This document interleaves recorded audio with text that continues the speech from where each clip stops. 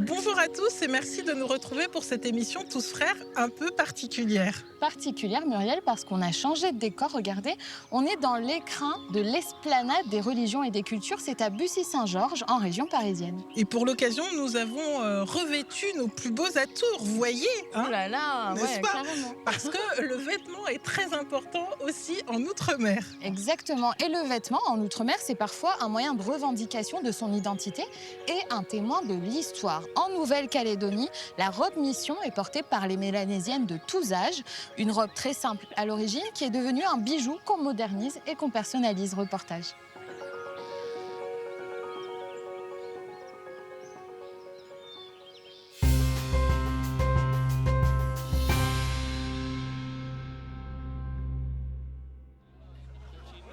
En Nouvelle-Calédonie, s'habiller, c'est porter à la fois des tenues à la mode occidentale ou plus traditionnelles, comme la robe mission, appelée aussi popiné. Dans le centre de Nouméa, Christiane connaît tous les vendeurs de tissus. Elle vient régulièrement choisir de nouveaux motifs pour compléter sa collection de robes mission. C'est chez eux que j'ai vu le joli tissu jaune. Elle est accompagnée de Tayana, une créatrice en qui elle a toute confiance. Elles sont à la recherche du précieux imprimé qui habillera Christiane pour le mariage de son neveu. Alors moi, ce que je recherche dans le style de robe que je mettrai pour le mariage dans ma famille dans 2 mois, c'est une robe mission qui est d'inspiration océanienne, qui est stylisée et qui a beaucoup d'influences nouvelles. Donc c'est pour ça que je fais totale confiance à la couturière pour introduire justement de la broderie et différentes sortes de broderies sur cette robe mission. La robe mission, c'est le quotidien de Christiane. Cette chef d'entreprise a créé une plateforme numérique où des couturières vendent leurs créations traditionnelles ou revisitées de la popinée. J'ai vraiment un coup de cœur pour ce tissu. Ça devrait donner quelque chose d'extraordinaire. Tu reviens me voir dans 1 mois avec ta broderie. Et puis moi, je te proposerai des modèles en fonction de ce que j'ai. Puis tu me dis ce qui te plaît. D'accord ? La robe mission, ou robe kanak, a connu bien des évolutions.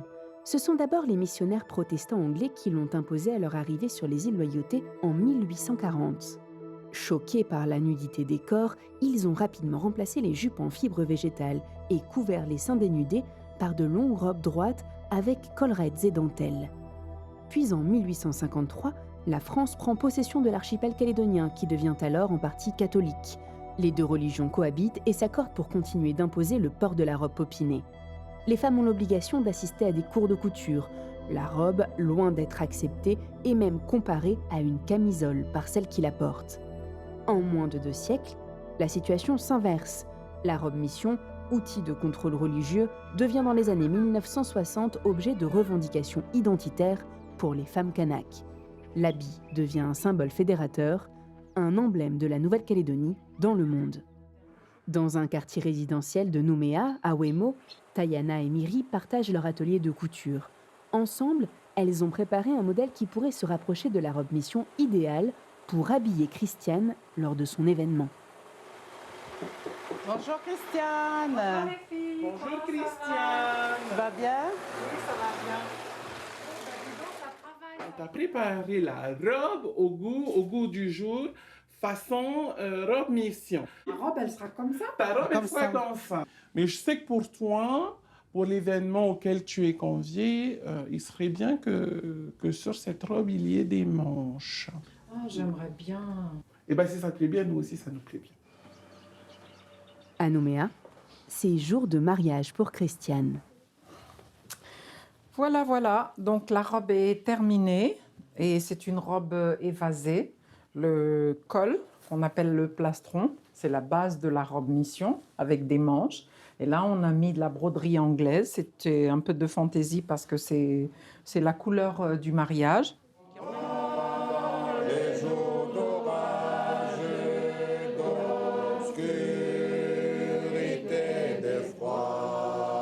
Pour chaque événement coutumier, les familles choisissent une couleur qui les représente.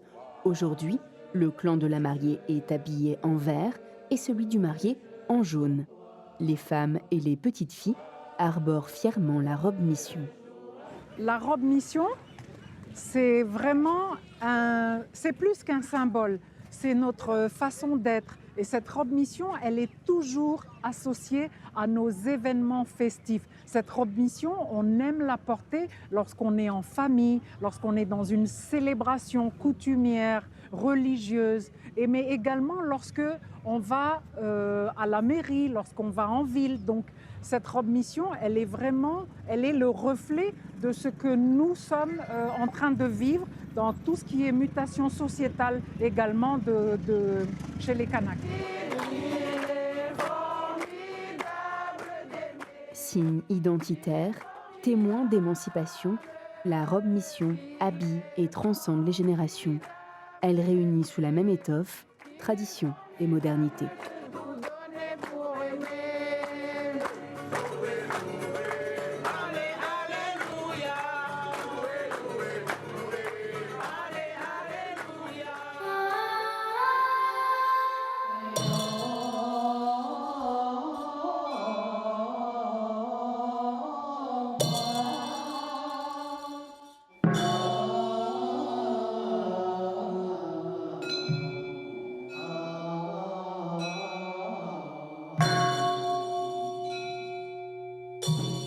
Nous allons poursuivre cette émission dans un très bel écrin, le temple Fo Guangshan.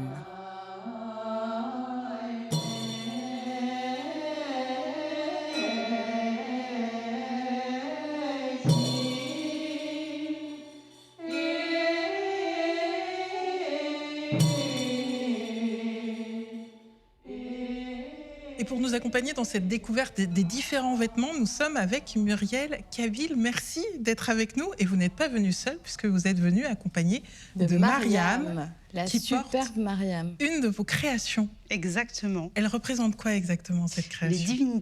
Les divinités noires, en fait, en voie de disparition, entre guillemets. En fait, je les ai découvertes il y a quelques années à travers des rêves et j'ai commencé à m'y intéresser de plus en plus.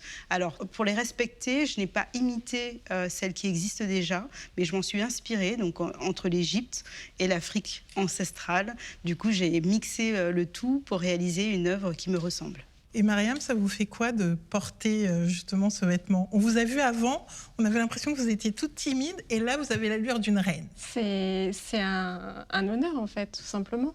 C'est le côté spirituel qui rentre en nous et on devient une reine dès qu'on porte le vêtement.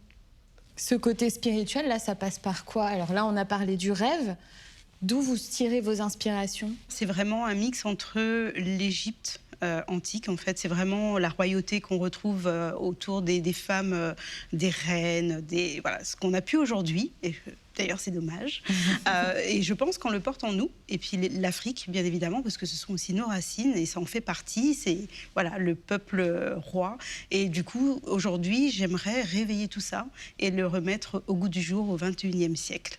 Alors, vous vous définissez comme une designer air couture. Ça veut dire quoi ? Est-ce que ça passe par ça aussi, le fait de réveiller un petit peu les consciences et de les mettre au goût du jour, cet esprit de royauté ? Designer air couture, en fait, c'était simplement de trouver un nom qui pouvait définir ma position aujourd'hui, parce qu'on avait tendance à dire « Oh, bah, travailler le cheveu, c'est une coiffeuse. Oh, elle fait des vêtements, c'est forcément une styliste, etc. » Donc, il fallait que je regroupe mes savoir-faire dans un seul nom qui pouvait me définir. Donc, designer, parce que j'ai grandi dans l'art.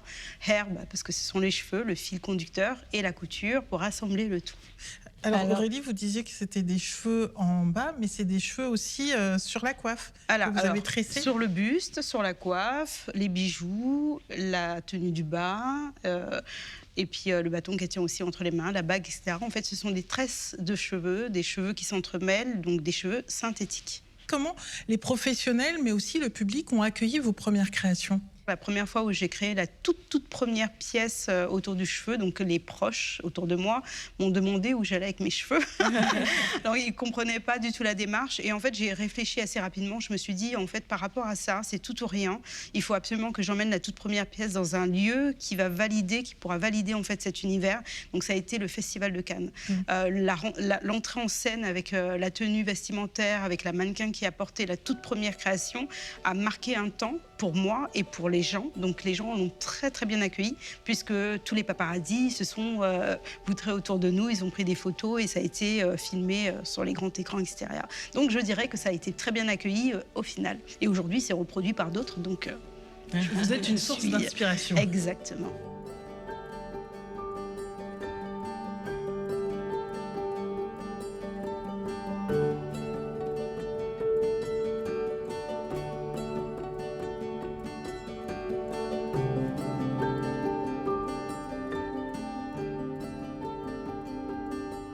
On a envie de savoir, puisqu'on a vu un reportage là sur la robe mission en Nouvelle-Calédonie, qui revendique finalement l'identité calédonienne. Comment vous revendiquez votre identité? Comment vous le définissez, ça? Alors, on est plus dans l'afrodescendance, pour le coup. Je pense que quelque part, j'avais besoin de retourner à mes sources pures, étant donné que j'étais un petit peu arrachée de mon île natale. Je suis arrivée à l'âge de 2 ans en métropole, donc il fallait que je retrouve quelque part une partie de moi qui a été arrachée. Et je pense que c'est tout ce qui m'entoure, qui définit qui je suis et qui définit en fait mon univers autour de mes créations. Donc c'est vraiment un tout, en fait. J'apprends de tout le monde, j'apprends de partout. Même là, je suis en fait en ébullition par rapport à tout ce que je vois. Vous m'avez accueilli dans un lieu qui est juste majestueux. Alors, il y a une culture forte du vêtement en Outre-mer. Il y en a une aussi à Mayotte, et c'est pas que pour les femmes. On a rencontré Orchidine. Orchidine, il a commencé à investir le vêtement traditionnel masculin. C'est le boubou. Son but, c'est s'embellir pour prier et aussi pour mieux plaire à Dieu. Reportage.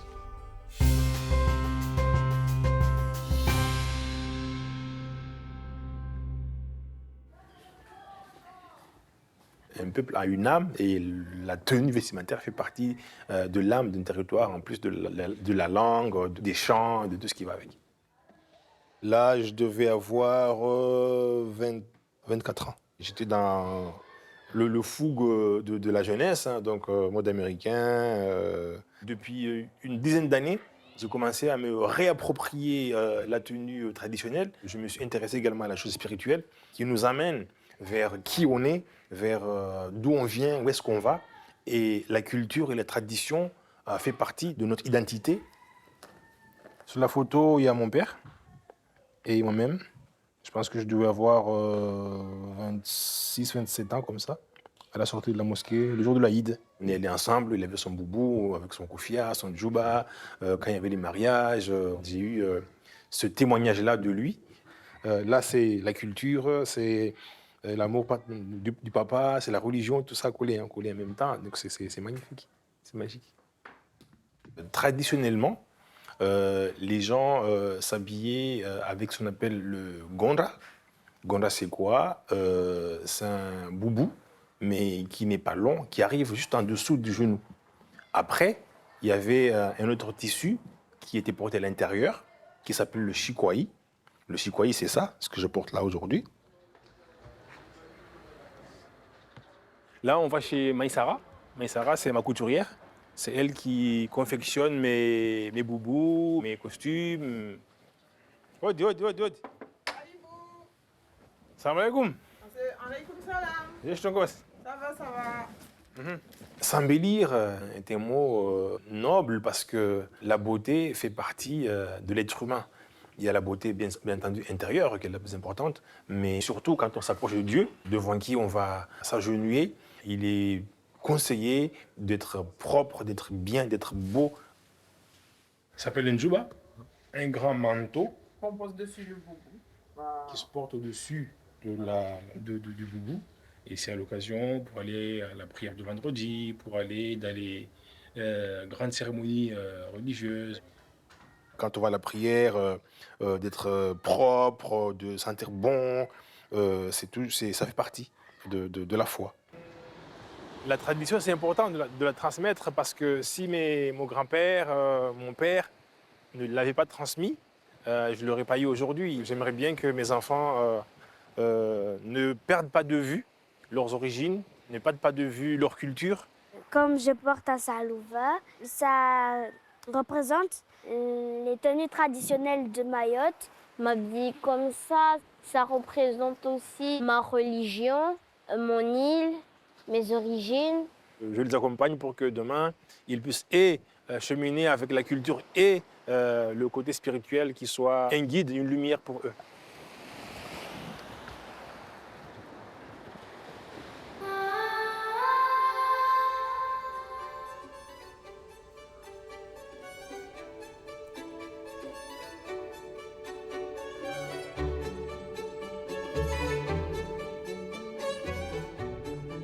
Est-ce que vous avez l'impression qu'on a une inspiration différente ou particulière quand on est ultramarin? Parce que c'est vrai, on parle de la Martinique et on parle de toutes ces magnifiques tenues très travaillées, très abouties. On parle de la Nouvelle-Calédonie, on parle de la Réunion avec les Indiennes, par exemple. C'est quand même très... C'est riche. On pousse dans le détail, Ouais. quoi. Là-bas, il y a de quoi faire, il y a de l'inspiration, les couleurs surtout. Parce qu'avant, je n'étais pas dans les couleurs et vous êtes aujourd'hui... magnifique. Merci beaucoup. Mais c'est vrai qu'avant, j'étais pas dans la couleur et aujourd'hui, je me Bah là, retrouve on avec le un voit. arc-en-ciel de couleurs qui Magnifique. pétille. Ouais. Alors, on voit dans le reportage qu'Orchidine s'habille mieux pour aller dans le lieu de culte, pour aller prier. Vous qui êtes née dans une famille martiniquaise, j'imagine que ça vous est pas étranger. Est-ce que de s'embellir, de mieux s'habiller, les jours de célébration, les jours de fête, c'était quelque chose que vous avez vu? Oui, vu et connu et vécu d'ailleurs. Surtout vécu, parce que ma mère, tous les dimanches, nous envoyait avec les plus belles robes. D'ailleurs, on se trouvait un petit peu, peut-être des fois un peu trop. Voilà. Mais oui, on allait avec les plus belles robes, les petites chaussures, à l'époque, les chaussures vernies, etc. Donc oui, j'ai connu ça. J'ai connu aussi, alors je n'ai pas grandi en Martinique, malheureusement, mais je connais la culture où les femmes s'habillent avec les grands chapeaux, Et les sans tenues. dimanche, comme on dit. Ah ouais, sans dimanche, vraiment. C'était juste magnifique à voir, les coiffures, le Ouais. maquillage. En fait, c'est dingue de voir toute cette folie autour d'un dimanche à l'église. Donc c'était quelque chose de très marquant. Pourquoi, selon vous, bien s'habiller, c'est important, en tout cas dans le cadre religieux, et je dirais même plus spirituel par rapport à ce que vous nous disiez? Je pense que les tenues sont propres à chacun en fonction de nos propres croyances. Je pense qu'on s'alimente de tout ce qui nous entoure. Et effectivement, quand on a grandi dans une famille religieuse, il y a aussi les traditions et les tenues vestimentaires vont pour la plupart du temps avec les traditions. Donc je pense que c'est vraiment propre à chacun et à sa propre culture et à ce que nos parents, nos ancêtres nous ont inculqué en fait. Donc oui, ça a son importance, oui, ça a sa valorisation, oui, parce qu'aujourd'hui, on peut citer une personne, on peut la pointer du doigt en fonction de sa tenue vestimentaire. Souvent, elle représente la personne.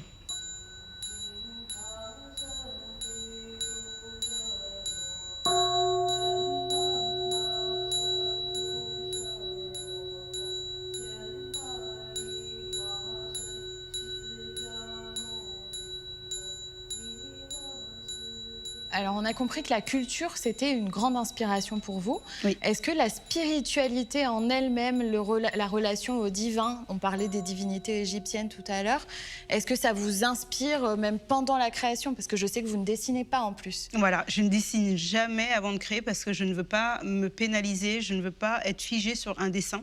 J'aime être surprise et quand je dessine, en fait, il n'y a plus de surprise.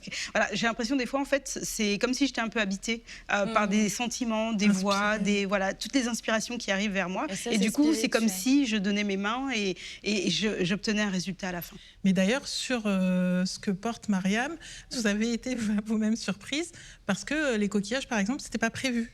Alors, je ne prévois rien à l'avance. Je rajoute les choses au fur et à mesure. Et quand j'estime que c'est terminé, c'est terminé, en fait. Et ça peut prendre combien Du de coup, temps? je peux mettre 2 ou 3 semaines si c'est des grosses pièces comme celle-ci, par exemple.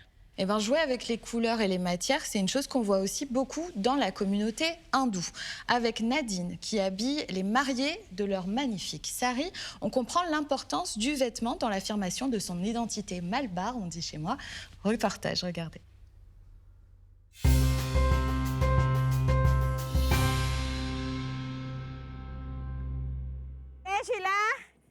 Oui. Les femmes de la famille Sinapin sont matinales. Un rendez-vous avec le divin n'attend pas. Alors, ma fille, ça va? C'est chez sa sœur Nadège que Nadine, accompagnée de ses nièces, se prépare pour aller au temple. Dans sa valise, qu'elle emmène partout avec elle, une collection de tenues indiennes.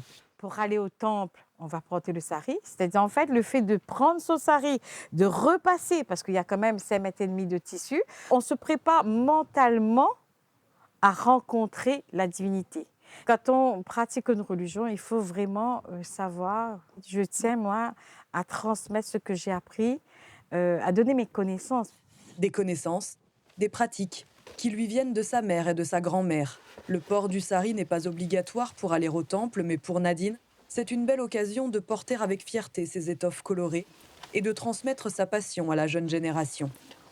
Dans cette armoire, autant de souvenirs que de tissus. Parmi les plus anciens, celui qu'elle a porté il y a plus de 30 ans, lors d'une cérémonie dédiée au premier sari de la jeune fille. Bon, ça a perdu un peu sa couleur. c'est plus pareil. C'était rouge, c'était magnifique à l'époque. Bon, après, bon, j'avais quoi, 12 ans, hein? Regarde, c'est marbré et tout là. C'est le premier sari que ma maman elle a acheté, donc ça a coûté aussi. Ça a une valeur sentimentale. J'ai regardé, je dis, ben, je vais vous montrer. Ben voilà, je montre à mes nièces. Acheter 1000 francs, une somme pour l'époque. Et une étape importante pour la vie. Porter son premier sari est un véritable rite de passage à la vie d'adulte. On est prêts. Voilà, vous avez mis le jupon, ça va? Bien, Indira, avec Sanjana, viens. Sanjana, la plus jeune nièce de Nadine, vient de recevoir le sien. Elle vient d'avoir 12 ans et est désormais autorisée à porter la belle étoffe, comme les femmes. Et là, on commence, on fait un tour complet. C'est Nadine, en experte, qui va aider ses nièces à plier et draper le tissu à la façon des Indiennes du Sud. Là, on range et on pose. C'est toujours un moment entre filles, entre femmes. On se maquille, on met son poutou, on est belle et on part. La flamme harmonieuse, dessinée en blanc sur le front de Nadine, est nommée poutou dans le Tamil Nadu, bindi dans le nord de l'Inde. Ce symbole heureux l'accompagne jusqu'au temple. Mais avant de s'y rendre, Nadine doit trouver de quoi garnir son plateau d'offrande. Le sari trouve sa place dans l'espace public réunionnais. Ça, c'est bon, ça? Il est bien rond, il est bien rond. Ah. Il présente bien dans le plateau, quoi. Bananes, coco, les fruits du marché sont lavés avant d'être offerts sur le plateau. Sanjana, apporte le plateau, s'il te plaît. Le temple de Cambuston est dédié au dieu Vishnu, conservateur de l'univers. En gardienne de la tradition, Nadine veille au respect des codes rituels et cela concerne évidemment aussi l'habit. Là, par exemple, ça va être une petite fête. On ne va pas non plus mettre un sari plus qu'il en faut. Bon, les nouvelles générations sont plus accoutumées avec les linges traditionnels de l'Inde, alors qu'en Inde, ils commencent à être plus pantalon-chemise dans le temple. On vient devant Dieu avant tout. On n'est pas là pour paraître, on est là pour être et se dévouer à Dieu. L'étoffe a une fonction cultuelle mais également culturelle. Après le temple, Nadine emmène ses nièces dans cette boutique du nord de l'île.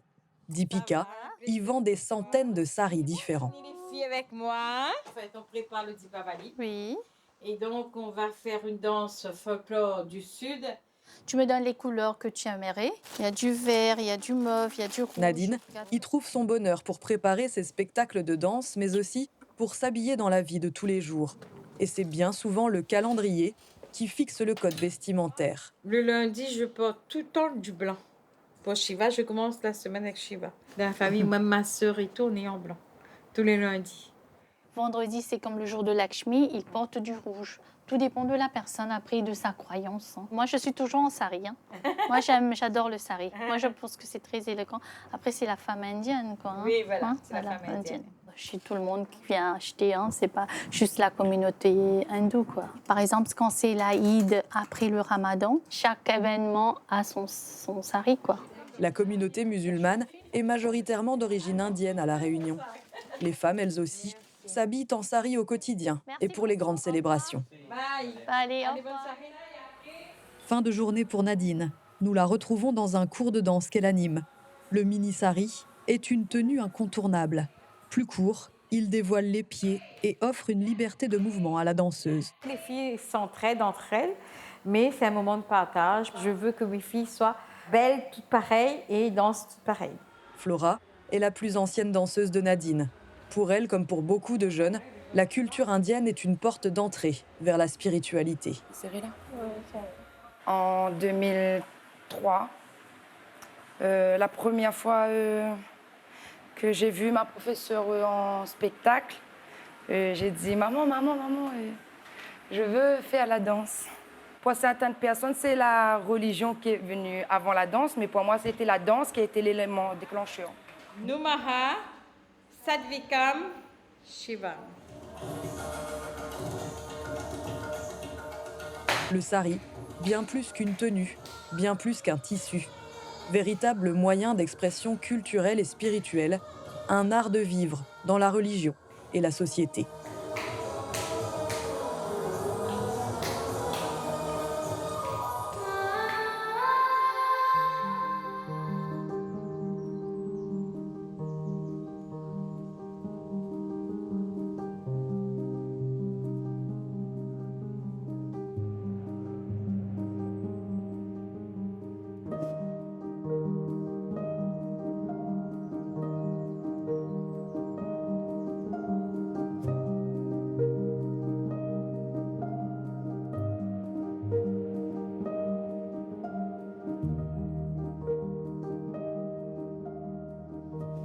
Alors on est toujours dans le temple bouddhiste chinois Fo Guangshan et on retrouve Muriel. Alors Muriel, vous abordez aussi le thème du colonialisme dans vos créations. La question que je me pose, c'est comment le vêtement peut permettre de passer des messages finalement. Ce que j'essaie de transmettre à travers mon univers, en fait, c'est l'acceptation de soi. Donc, à travers les couleurs, à travers l'univers, à travers l'endroit où on l'emmène, la façon, en fait, qu'on fait toute la démarche qui va avec, parce que j'ai longuement travaillé sur des défilés sauvages, pour passer des messages, emmener mes divinités quelque part dans un lieu spécifique. En fait, je pense que c'est tout un cheminement, c'est tout un ensemble de choses. Et sans dire un mot, je pense que les gens réceptionnent en fait l'information. Et quels sont les différents messages que vous faites passer à travers vos créations? L'acceptation de soi sur la couleur de peau, sur le type de cheveux, parce qu'on a tellement longuement bataillé pour accepter un cheveu naturel. Donc en fait, ça a été mon champ de bataille pendant un long moment, jusqu'à encore aujourd'hui. Je l'accompagne encore dans tout l'univers que je crée. Donc c'est se dire qu'on existe, qu'on a une place, et puis on peut être aussi une reine.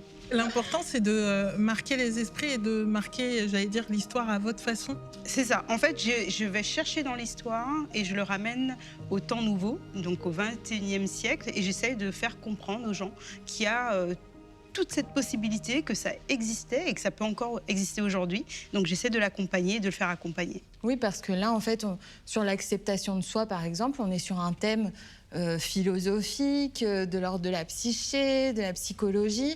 Mais finalement, quand on parle du colonialisme, on est sur un thème plutôt historique et politique. Exactement, qui est encore au goût du jour, malheureusement. Voilà, on est toujours dans le même combat, finalement, on n'en finit pas. Et je pense qu'il y a plein de façons de se positionner. On n'est pas obligé de sortir les armes. Je pense qu'on peut le faire avec beaucoup de douceur et avec beaucoup d'art. Aujourd'hui, l'art est un moyen d'expression qui vaut tous les mots possibles. Et moi, c'est ma façon de m'exprimer. Comment résumeriez-vous votre parcours face à une petite fille qui viendrait vous voir et qui dirait je vais vous faire comme vous, je vais avoir les mêmes inspirations et les mêmes créations? Alors, je lui dirais tout simplement que tout a commencé avec les poupées Barbie. Ah ouais. Donc, de son jeune âge, où j'ai commencé à confectionner des vêtements et lui couper les cheveux, faire des coiffures, pour qu'elle puisse avoir la similitude des poupées d'aujourd'hui qu'on a noires, mais je ne me reconnaissais pas dans les poupées Barbie blondes. Ah oui, déjà à l'époque oui, non, il n'y avait pas de poupées Barbie noires. Oui, mais moi, voilà, c'est ça. Vous les customisiez. Exactement, j'ai essayé de leur apporter cette petite touche manquante pour essayer de trouver mon identité à travers elle. Et du coup, j'ai commencé comme ça, comme quoi, quand on est petite fille, on peut commencer à vivre ses rêves. Eh bien, merci beaucoup, parce que en plus, ce qui est bien, c'est que vous nous invitez aussi à avoir un voyage introspectif à travers votre livre, Le journal de bord de la déesse Adara. Exactement. Adara est justement avec une poupée Barbie. Et oui, exactement. Donc ce livre peut être autant pour les petites filles que pour les adultes, puisque c'est une histoire féerique, mais à travers une réalité. Donc c'est mon parcours en Martinique, les journées vécues à travers les yeux de cette poupée Barbie, Adara. Eh bien, merci beaucoup, Muriel Kabil. Merci à vous. Merci, Mariam. Merci à vous. Et bien, on se retrouve bientôt, la semaine prochaine. À bientôt.